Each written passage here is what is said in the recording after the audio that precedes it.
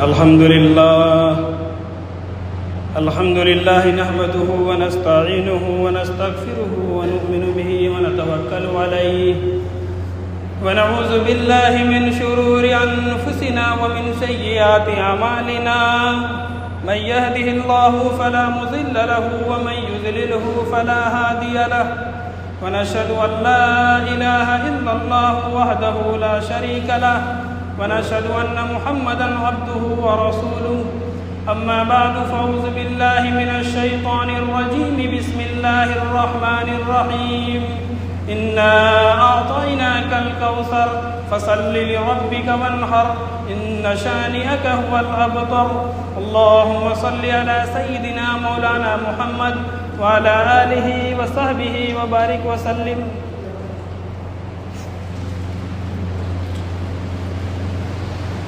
میرے بھائیوں بزرگوں عزیز ساتھی اور دوستوں،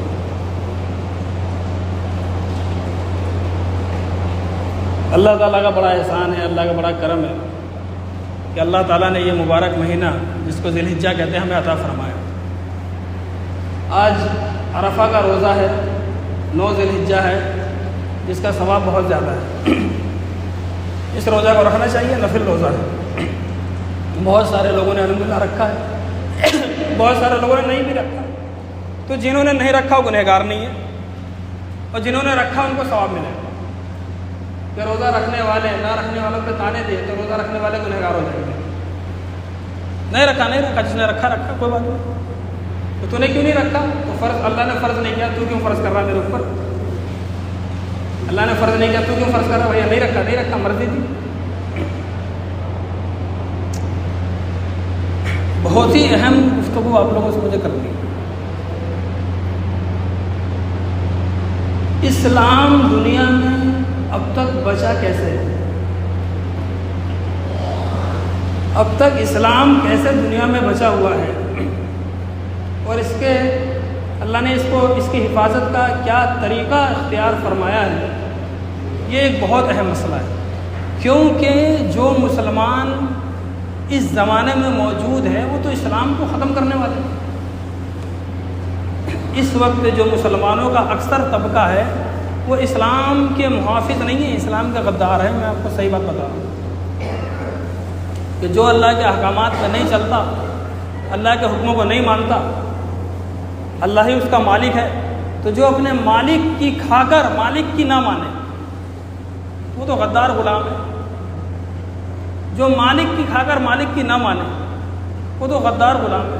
تو کسی غدار سے اس کے مالک کی احکامات اور اس کے مالک نے جو اصول و ضابطے بنائے ہیں اس کی ترقی کی امید کسی غدار سے کیسے کرے کہ غدار تو مالک کا نقصان کرنے والا ہوتا ہے.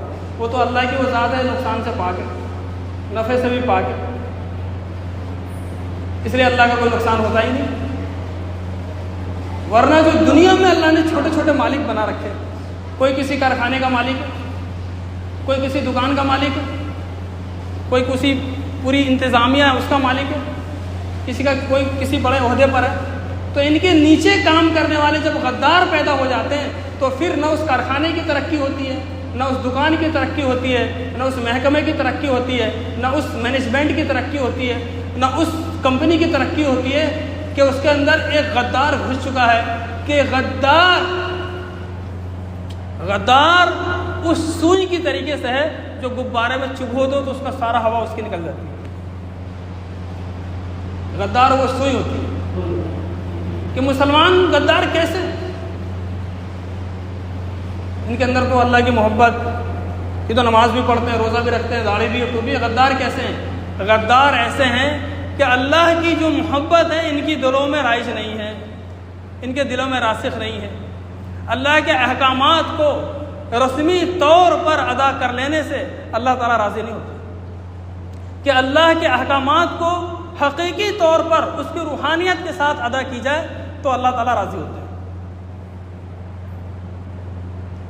تو یہ اسلام بچا کیسے؟ اب میں آپ کو بتانا چاہتا ہوں کہ سب سے پہلا مدرسہ جو اللہ کے نبی صلی اللہ علیہ وسلم نے قائم کیا تھا اس مدرسہ کا نام تھا صفہ.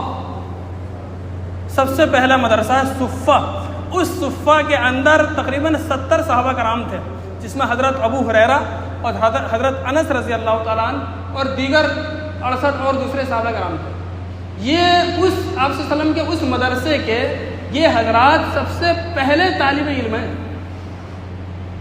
وہ ایک جگہ تھی کونے میں، آپ صلی اللہ علیہ وسلم کا کمرہ، وہاں پہ کونے میں ایک جگہ تھی، وہیں وہ اب دین کو سیکھنا سکھانا کرتے تھے، وہیں ایک دوسرے کو یاد کراتے رہتے تھے۔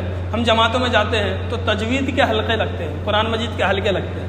وہاں پر کیا ہوتا ہے، ایک سامنے ہمارا ایک ساتھی بیٹھتا ہے، ایک اس کے سامنے بیٹھتا ہے، اس کو کلمہ سب سے پہلے سکھاتا ہے، کہو بولو لا الہ الا اللہ، وہ بھی کہتا ہے جی لا الہ الا اللہ، تو یہ جو کہتا ہے لا الہ الا اللہ وہ غلط سلط پڑھتا ہے تو اس کو ٹھیک کراتا ہے، یہاں پہ یہ صحیح کر، یعنی اس کی پوری مشاقی ہوتی ہے۔ پھر محمد الرسول اللہ، پھر وہ بھی سیکھتا ہے۔ تو اس طرح قرآن کے حلقے ہوتے ہیں جس میں دین کو سکھایا جاتا ہے۔ ہر مسجد میں آج بھی جماعت پوری دنیا میں جہاں گھوم رہی ہے، جماعت کے تمام اعمال میں سے ایک بہت ہی مضبوط عمل یہ ہے جو یہ تجوید کا حلقہ ہے، جس کے ذریعے سے ان کو نماز سکھائی جاتی ہے۔ تو یہ اسی کی نقل ہے، وہ صفہ کی، یہ اس صفہ کی نقل ہے، وہ ایسے ہی سیکھنا سکھانا کرتے تھے۔ تو وہ ایک پہلا مدرسہ تھا۔ اس مدرسے کے بعد وہی ترتیب چلی آئی تو مسجدوں میں لوگوں نے دین کو سیکھنا شروع کر دیا، لکھا پڑھی کا دور شروع ہو گیا، کتابیں لکھنی شروع ہو گئی، لوگوں کا پڑھنا شروع ہو گیا، ایک سے ایک بڑے عالم پیدا ہو گئے، صحابہ کرام دنیا سے چلے گئے، تابعی حضرات آ گئے، تابعی دنیا سے چلے گئے، تبع تابعین آ گئے، وہ دنیا سے چلے گئے، سلف صالحین آ گئے، اولیاء کرام آ گئے، بڑے بڑے علماء آ گئے اور مفتیان کرام آ گئے۔ یہ وہی چیز ہے جو اللہ کے نبی صلی اللہ علیہ وسلم کا وہ مدرسہ صفہ، وہاں سے لے کر آج تک یہ لوگ وہ صفہ مدرسے کی اس نے شکل لی، جو مسجد سے باہر نکل کر بڑے بڑے مدارس قائم ہو گئے۔ یعنی جب لوگوں کی تعداد بڑھی تو اس عمل کو پڑھنا پڑھانا سیکھنے سکھانے کا یہ عمل جو مسجدوں میں ہوتا تھا تو مدرسوں نے مسجد کے باہر آنا پڑ گیا، مسجدیں چھوٹی تھی اور لوگ زیادہ تھے تو پھر مدرسوں کی شکل اختیار کر گئے، مدرسوں کی شکل اختیار ہوئی۔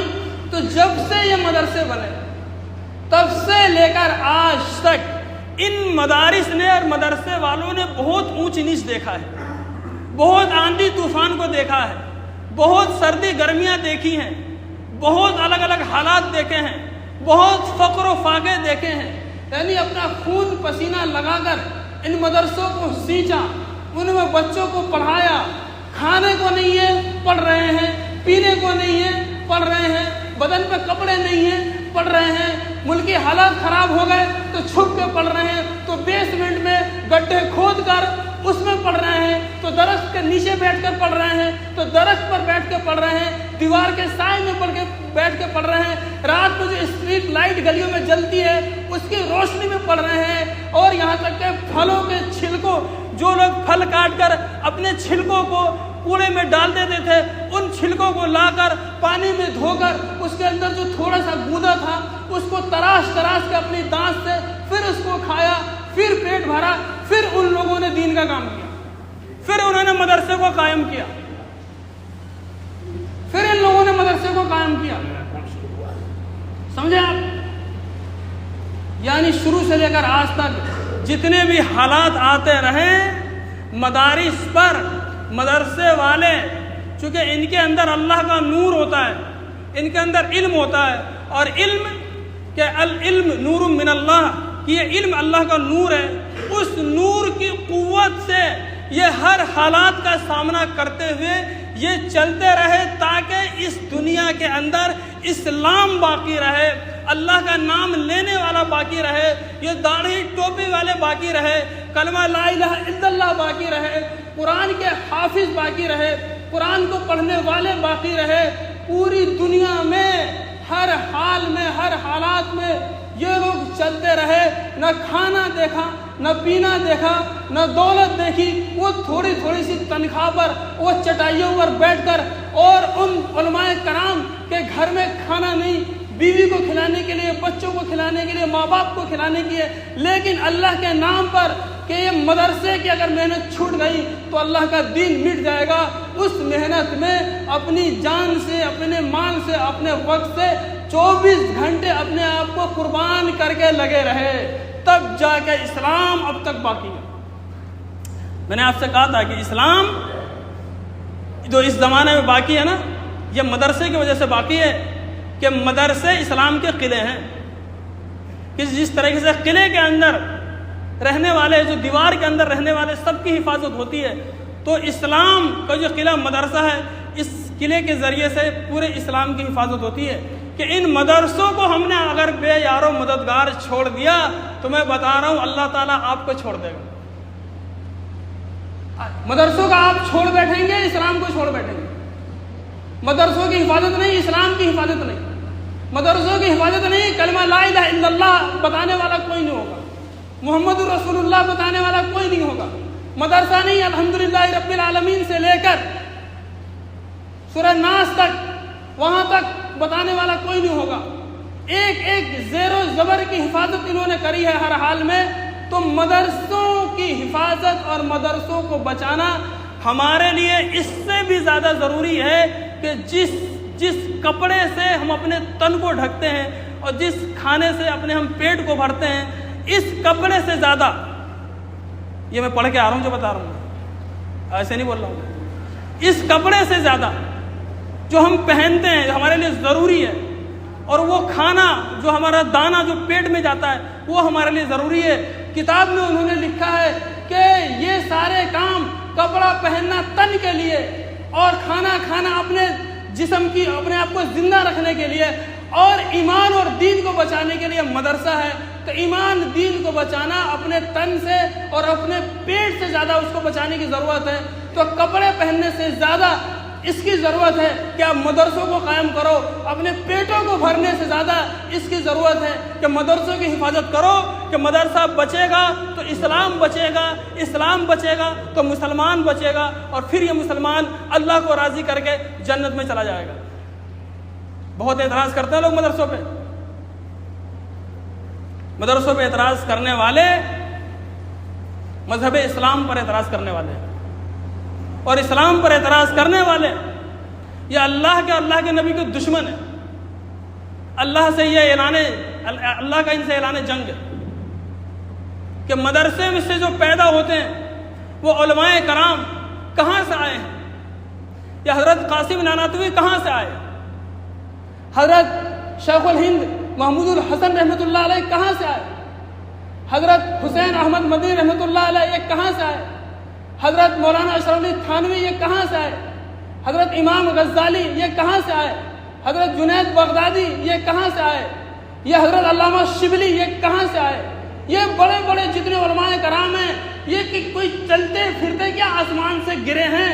کیا یہ آسمان سے ٹپک گئے ہیں؟ نہیں، یہ وہ درخت ہے جس کا بیج مدرسے میں لگا تھا، جو مدرسے میں پلا بڑا اور وہ سایہ دار پھلدار درخت بن گیا، وہ علم والا درخت بنا، اور جس کا علم پوری دنیا میں، جس کے علم سے فیض پہنچا، اور جس کے علم نے لاکھوں کروڑوں اربوں کو اسلام سکھایا، بہت سارے جو اسلام کو چھوڑ چکے تھے وہ اسلام میں داخل ہوئے۔ یہ مدرسے کی پیداوار ہے۔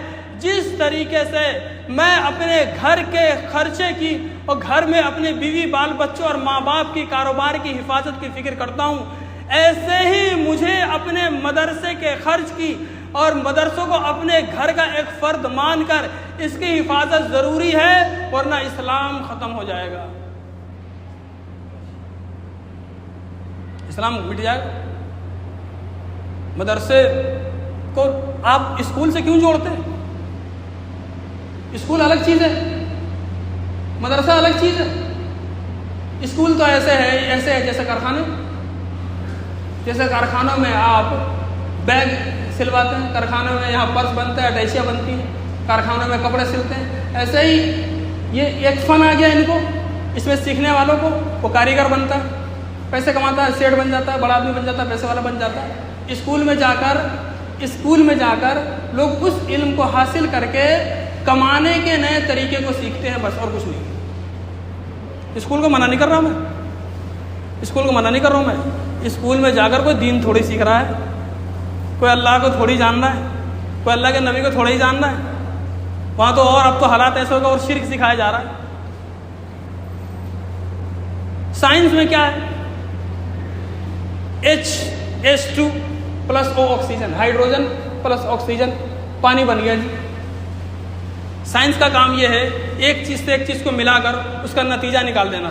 سائنس والے ہمیشہ یہ کہتے ہیں اس کی وجہ سے یہ ہوا ہے، مسلمان ہمیشہ یہ کہتے ہیں سب کچھ اللہ کی وجہ سے ہوا ہے. اتنا اتنا اتنا مقابلہ ہے اسلام اور سائنس کا کہ سائنس کی انتہا دنیا کی بربادی ہے. سائنس کی انتہا ہوگی دنیا ختم ہو جائے گی.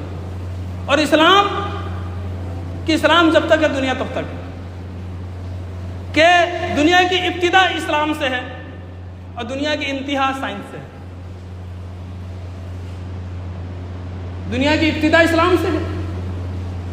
حضرت آدم علیہ السلام یہی کلمہ لا الہ الا اللہ، پہلا انسان دنیا کا وہ مسلمان ہے. اور جب دنیا ختم ہوگی کوئی مسلمان نہیں رہے گا. تو سائنس کی انتہا کہ اس سے ہوتا اس سے ہوتا اس سے ہوتا اس سے ہوتا اس سے ہوتا ہے. دجالی فتنے شروع ہو جائیں گے. اور اسلام کی ابتدا کی دنیا شروع ہوگی. تو جب تک اسلام ہے تب تک دنیا ہے.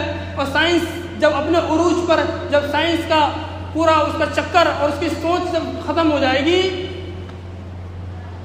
تو ساری کی ساری بربادی ہو جائے گی. اس لیے اس مدرسے کو بچانا ہر وہ طریقہ جو ہم اختیار کر سکتے ہیں کریں. ان مدرسوں کے بچانے میں آپ کی اس قربانی کا بھی دخل ہے. ان مدرسوں کے بچانے میں آپ کی قربانی کا بھی دخل ہے. قربانی کا دخل کیسے؟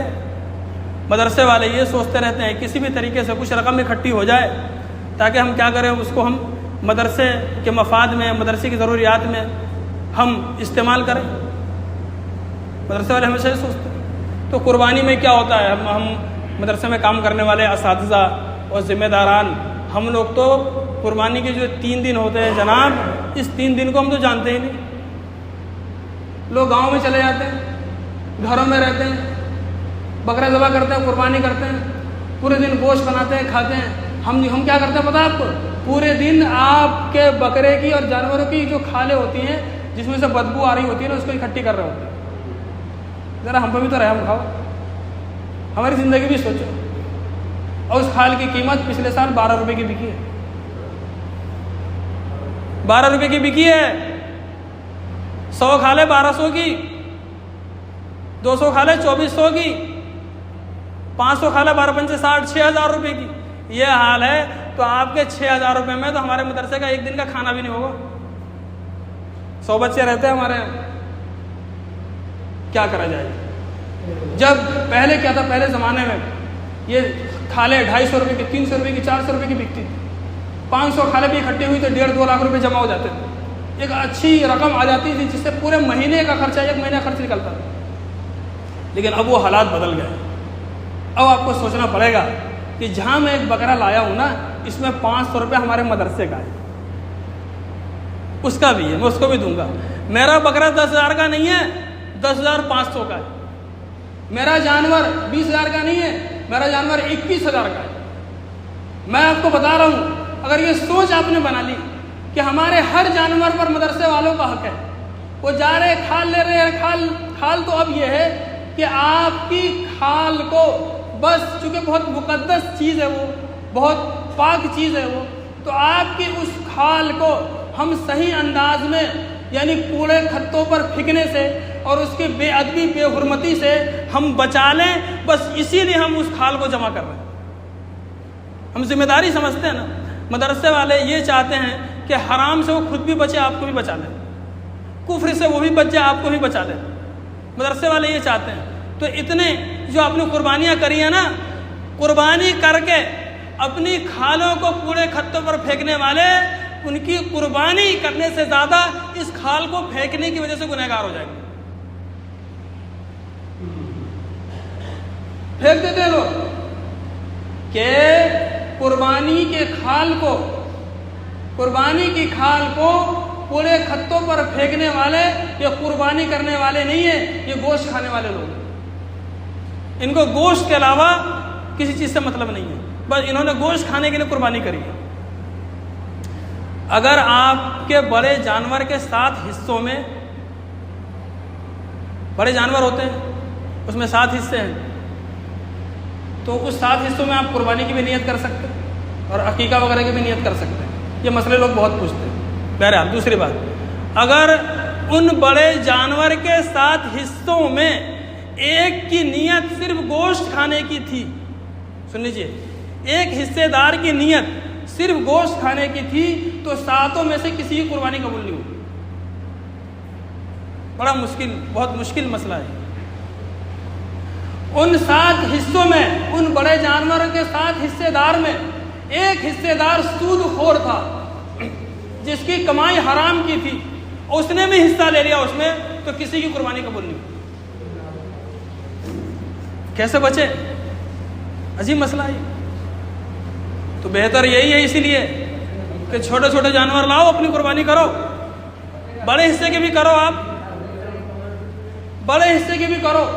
اسی لیے اپنے حصوں میں آپ تحقیق شدہ لوگوں کو ڈالیے۔ ادھر سنیے میں سمجھا رہا ہوں، آگے بتا رہا ہوں میں آپ کو مسئلے کا، آگے میں بتا رہا ہوں، مجھے جو مسئلہ تھا میں کتاب میں بتا رہا ہوں، آگے بتا رہا ہوں۔ ان حصوں میں جو 7 لوگ حصے دار ہیں، بلا تحقیق یہ ٹھیک آدمی کیسا آدمی ہے، اس کا حصہ قبول مت کیجیے۔ یہ اس کا حل ہے۔ آپ تحقیق شدہ لوگوں جن کو آپ جانتے کہ چلے یار اس کا کام دھندا ہے، ٹھیک ہے، کاروبار کر رہا ہے، اس سے رقم لیجئے، اس کا حصہ ڈالیے اپنے ساتھ۔ لیکن کوئی ایسا آدمی جس کا کوئی عطائی پتہ نہ ہو، آپ کو پتہ ہے کہ یہ سود خور ہے، یہ اس کا کیوں ڈالیں گے ہم جی؟ جا اپنا سود کھا، وہی تیرے لیے کافی ہے، تیرے ساتھ مجھے کوئی جہنم میں کیوں جانا؟ جو مسئلہ ہے، اپنی بات نہیں کر رہا ہوں، میں سمجھا رہا ہوں۔ آپ تو پتہ ہی، آپ کو یہاں پر الگ الگ مسئلے آپ کو سننے میں ملتے ہیں، الگ الگ مسئلے سننے میں نہیں ملتے، یہاں پر صحیح مسئلے سننے کو ملتے ہیں۔ ایک بات یہ ہو گئی۔ ایک بات کیا وائرل ہے پورے اس میں کہ اللہ کے نبی صلی اللہ علیہ وسلم نے پوری امت کی طرف سے ایک قربانی کر دی۔ انہوں نے پڑھا کتاب میں لکھا ہوا ہے، پوری امت کی طرف سے قربانی کر دی۔ اس کا مطلب یہ ہوا کہ گھر کا کوئی ذمہ دار پورے گھرانے کی طرف سے اکیلے قربانی کر دے گا تو سب کی قربانی ہو جائے گی۔ اتنی بڑی بڑی جہالتیں۔ اللہ کے نبی صلی اللہ علیہ وسلم قربانی اپنی کرتے تھے، ثواب پوری امت کو پہنچاتے تھے۔ اس حدیث کا یہ مطلب ہے، آپ بھی قربانی اپنی کرو، ثواب سب کو پہنچا دو، لیکن قربانی صرف آپ کی اکیلے ہوگی۔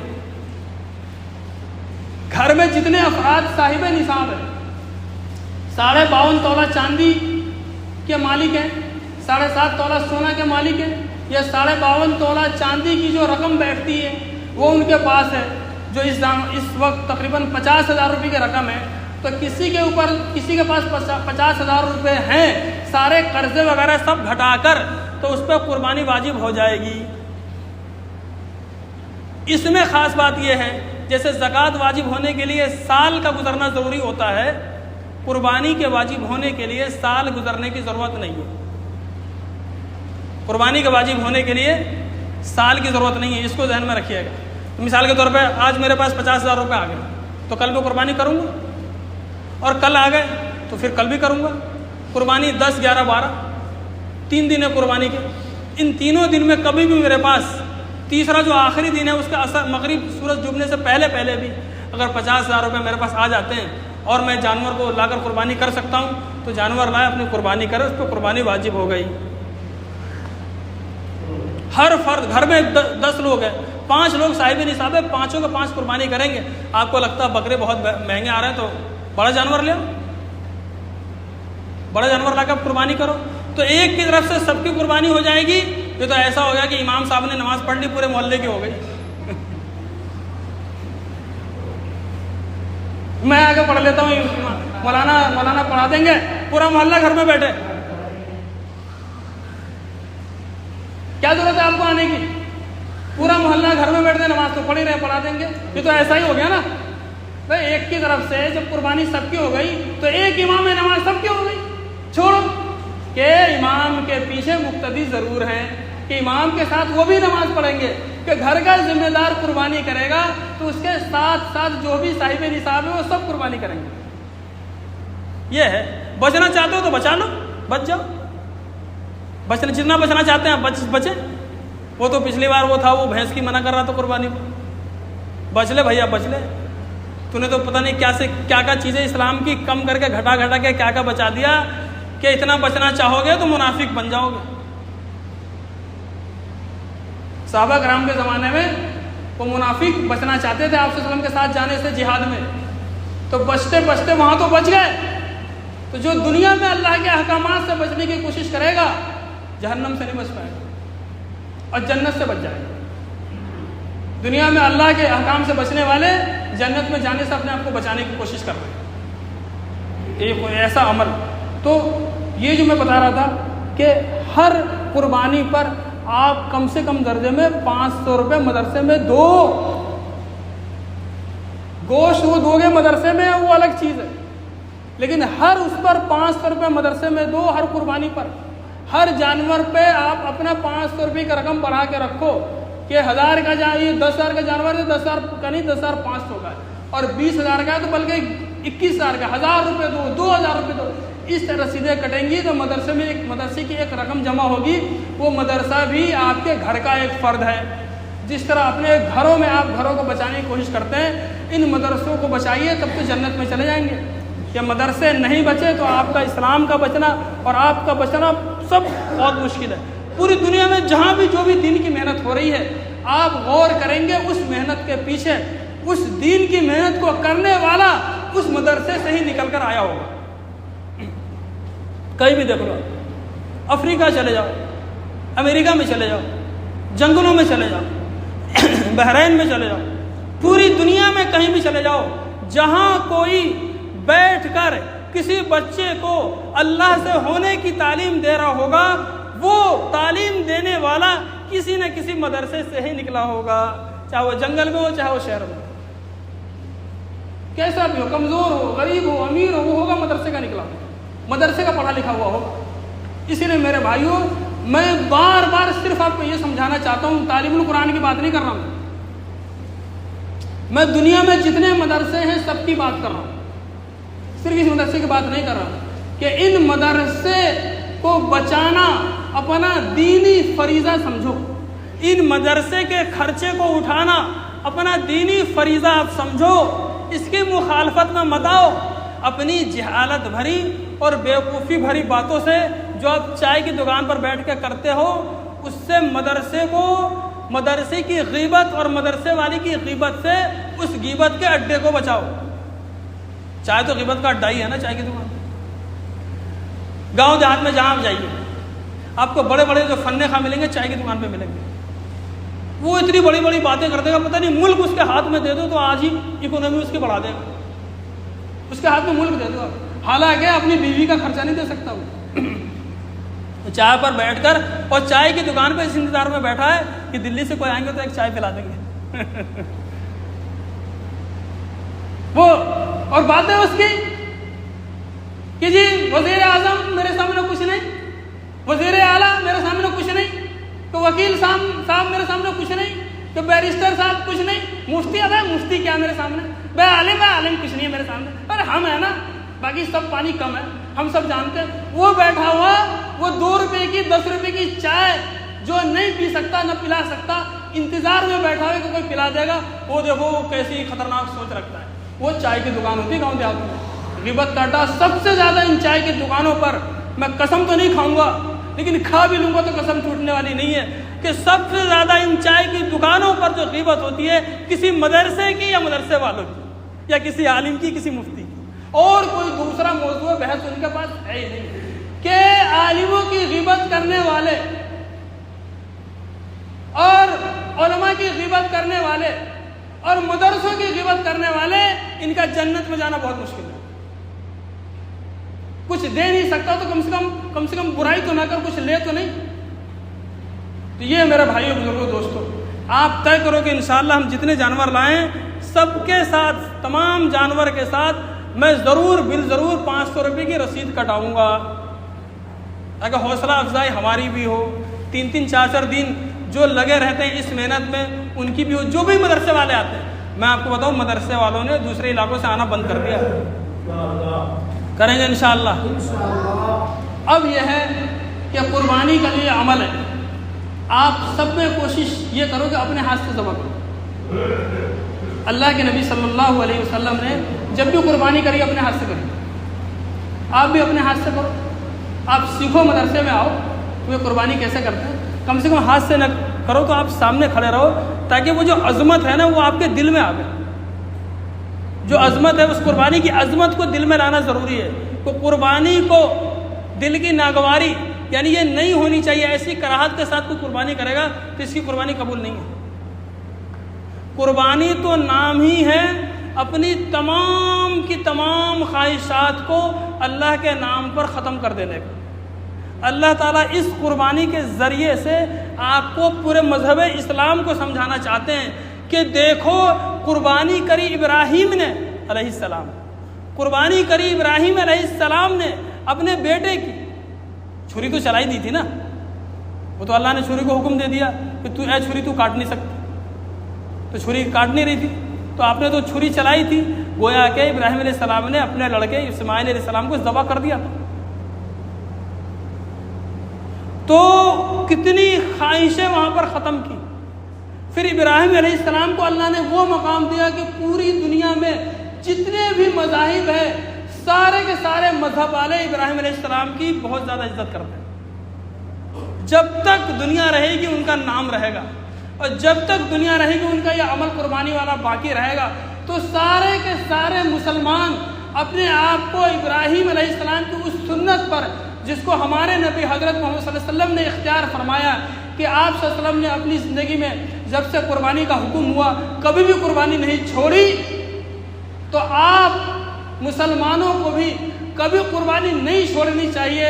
واجب ہے تب بھی کرو، اور واجب نہیں ہے تب بھی کرو، اپنی طرف سے کرو، اور رقم آ جائے تو گھر والوں کی طرف سے کرو، اور رقم آ جائے تو اللہ کے نبی کی طرف سے کرو، اور رقم آ جائے صحابہ کرام کی طرف سے کرو، اور آپ کو رقم آ جائے سب نیک بندوں کی طرف سے کرو، اور رقم آ جائے آپ کے والدین جو دنیا سے جا چکے ہیں ان کی طرف سے کرو، سب کی طرف سے کرو۔ ایک ایسا ماحول قائم کر دو صفائی ستھرائی کے ساتھ۔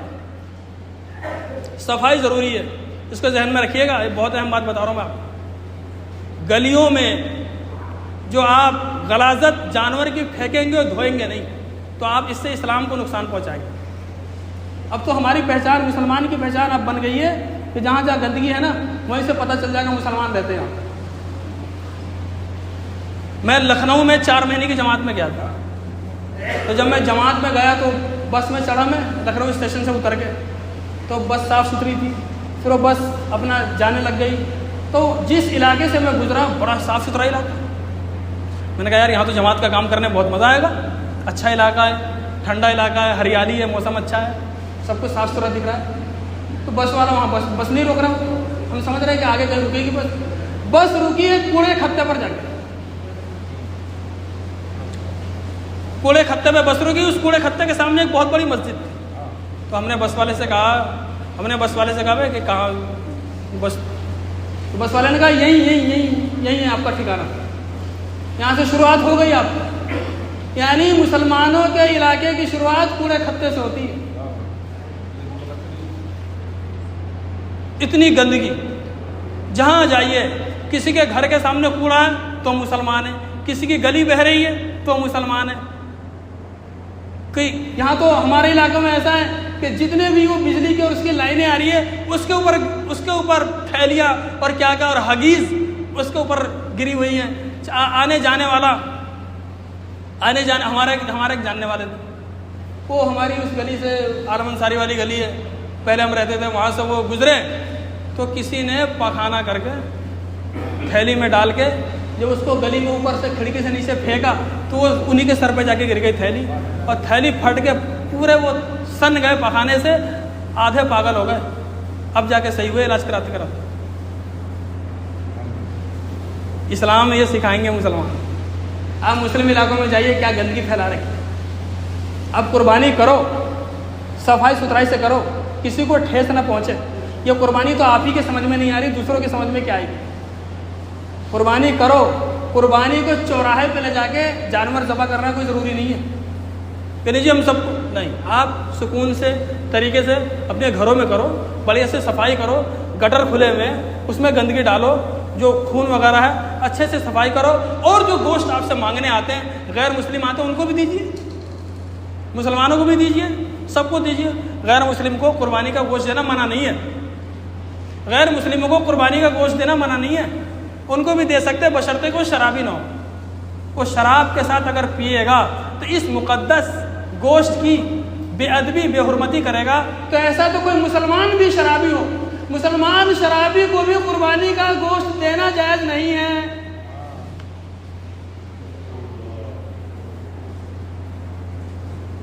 شراب کے ساتھ پیے گا نا وہ الو کا پٹا، اس کو گوشت دیں گے آپ لے، اور ایسے کا مت دیجیے گا، ہمارے گلی محلے میں گھومتے ہم جانتے ہیں، شرابی اس گوشت کو بغیر شراب کے پیے گا ہی نہیں، لکھ لو آپ۔ وہ کسی طرح اپنی فریج میں 10 کلو اکٹھی کرے گا اور 1 مہینے تک آدھا کلو بھون کے شراب کے ساتھ پیے گا۔ ایسے گوشت مت دینا کسی شرابی کو، پہلے سن لو آپ گوشت کی بے عزتی کرو گے۔ اور ایک غیر مسلم ہے، صاف ستھرے اچھے آدمی ہیں، ان کو دیجیے آپ، ہمارے وطنی بھائی ہیں، ان کو دیجیے۔ قربانی کا گوشت ہے، مقدس گوشت ہے، کریں گے انشاءاللہ، کریں گے قربانی دل سے، اور 500 روپے 1000 روپے کی رسید کٹے گی انشاءاللہ، اور دوسروں کو بھی یہ بات سمجھائیے، بھائی رسید کٹواؤ مدرسے کی۔ اللہ تعالیٰ عمل کی توفیق نصیب فرمائے۔